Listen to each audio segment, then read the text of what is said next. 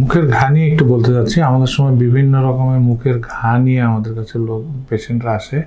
এটা বাচ্চা থেকে শুরু করে মধ্যবয়সী অথবা বয়স্ক লোকজন পর্যন্ত আসতে পারে। মুখের ঘা সাধারণত অনেকগুলো কারণে হয়ে থাকে। এর মধ্যে অ্যাপথাস আলসার যেটা হয়, সেটা মুখের একটি অংশে সাদাটে ঘা দেখা যায় এবং এটা খুব ব্যথা হয় এবং পেইনফুল হয়।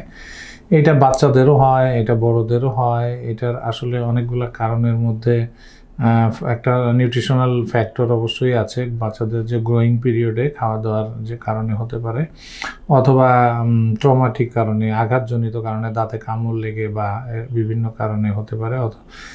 এছাড়া আরও বিভিন্ন ধরনের ঘা হয়। অটো ইমিউন ডিজিজ আছে, যেমন যাদের বয়স 45-50-এর উপরে হয়ে গেছে, বডিতে ইমিউনিটি কমে গেছে, তাদের মুখে কিছু ঘা ডেভেলপ করে। এছাড়াও ওরাল ক্যান্সার বা আদার্স বিভিন্ন কারণে বিভিন্ন রকম ঘা হতে পারে। সো মুখের ঘাকে কখনোই অবহেলা করা যাবে না। মুখের ঘা হলে অবশ্যই একজন ভালো দন্ত চিকিৎসকের শরণাপন্ন হতে হবে এবং ওনার মুখের ঘায়ের সঠিক কারণ নিরূপণ করে সঠিক চিকিৎসা পদ্ধতি দিবেন। একে কখনোই অবহেলা করার কোনো সুযোগ নেই।